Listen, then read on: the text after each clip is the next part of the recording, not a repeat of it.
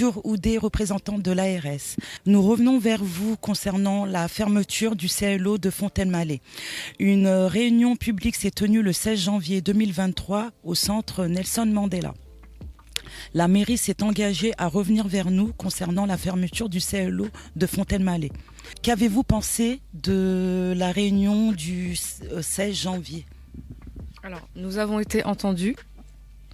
Ceci dit, donc, elle s'est engagée à réfléchir sur une éventuelle réouverture sur le site ou éventuellement sur Nelson Mandela.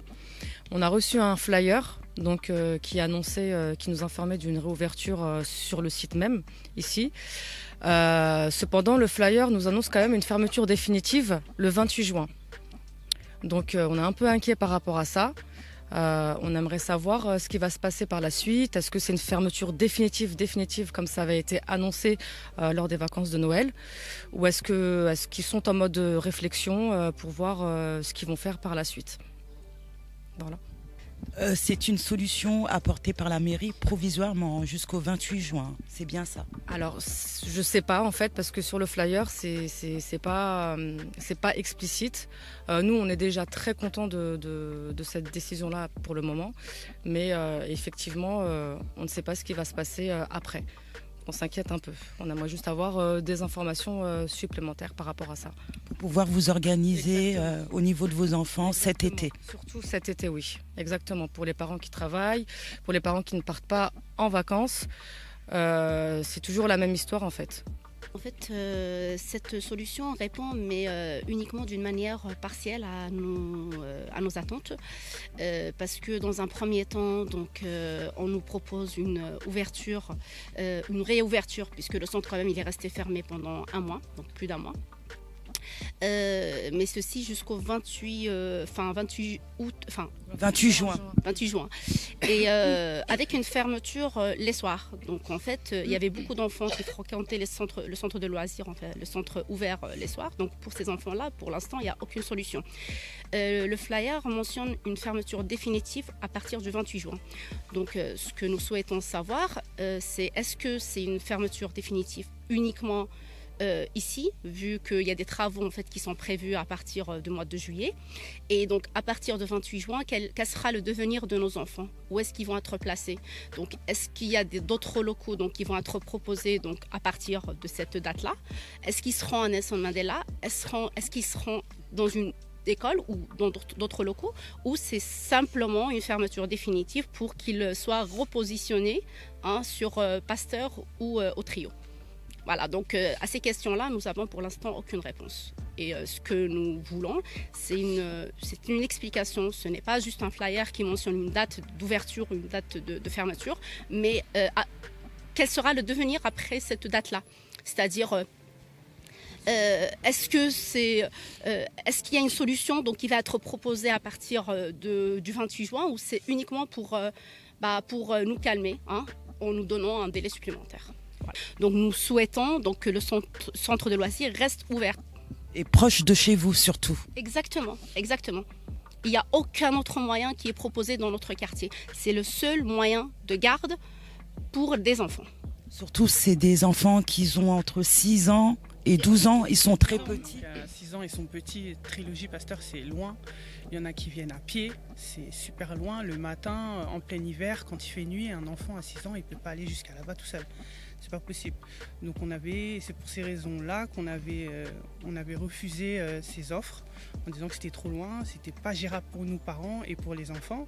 Donc nous, on avait demandé à ce que ce soit éventuellement remis à Nelson Mandela. Pour nous, ce serait l'idéal. Au cours de la réunion, elle a dit c'était en train de se faire apparemment pour que cette solution soit prise en compte prochainement. Donc on attend maintenant. On attend une réponse ferme et définitive, tout simplement. D'accord. J'avais une question pour les enfants. Est-ce que vous avez quel âge? 7 ans. 7 ans? 7 ans. 9 ans. Est-ce que vous êtes capable, par exemple, si demain on vous dit d'aller directement au Trilo, vous savez c'est où les Trilos? Non, vous savez pas. Donc vous ne pouvez pas y aller tout seul? Non. On est bien d'accord. Tout a été dit, le fait qu'on n'acceptait pas du tout Trilogie et Pasteur, parce que déjà que c'était loin, qu'il n'y avait pas ce côté de proximité de chez nous, tout simplement. Et puis on oublie aussi souvent de dire que nos enfants se sont habitués aux animateurs d'ici. On les connaît. Ah oui. Il y a une certaine... que ce soit les enfants ou les parents, ont confiance en ces animateurs-là. Ouais. Si on décide d'emmener nos enfants dans un autre centre, on ne connaît pas les animateurs. Nos enfants ne connaissent pas les animateurs. Et je pense que nos enfants vont être déprivilégiés par rapport aux autres enfants en ce qui concerne les sorties. Parce qu'à savoir que le centre Trilogie, il n'est pas si grand que ça. Donc si on rajoute tous les enfants de la Fontaine-Mallet, ça va être limite ingérable. Et puis je ne sais même pas si c'est gérable en fait. Je ne sais même pas si c'est gérable, je ne sais même pas s'ils ont fait le calcul, si ça pouvait être faisable ou pas. À moins d'agrandir les locaux. Oui, nous, dans ces cas-là, autant construire un local pour les enfants de Fontaine-Mallet. Si on peut agrandir la trilogie, enfin les trilogies, on peut construire pour les Fontaine-Mallet. Mais nous, concrètement, bon, déjà, on tient quand même à remercier la proposition qu'elle nous a faite parce qu'elle a fait un pas en avant.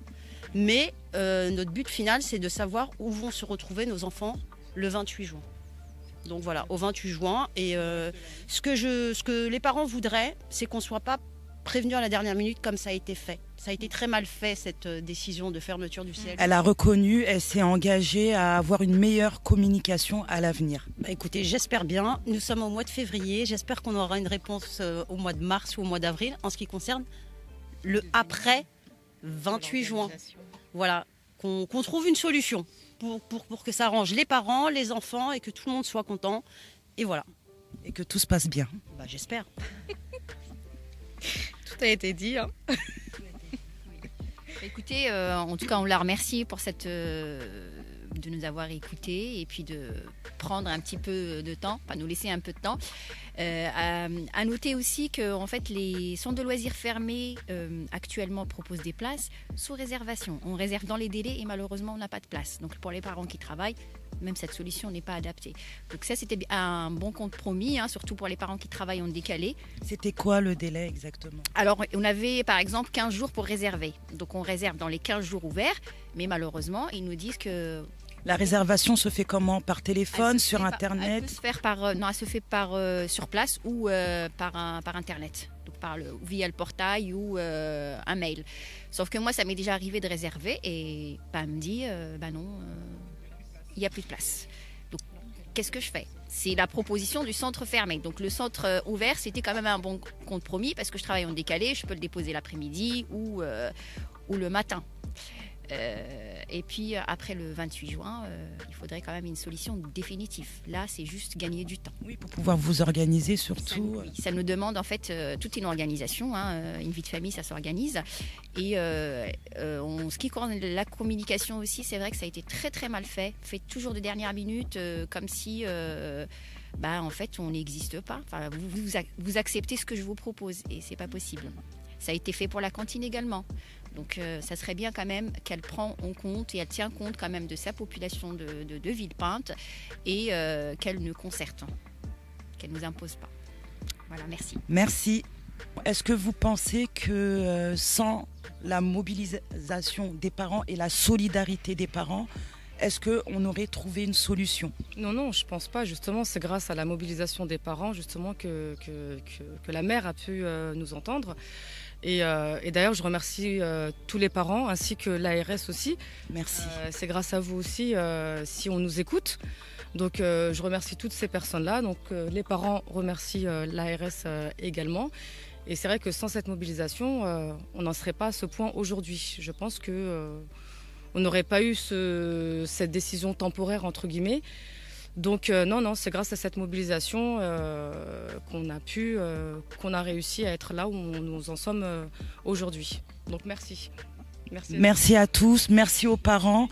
Nous allons revenir très vite vers vous. Merci beaucoup. Merci à tous. Merci les enfants. Merci aussi à vous.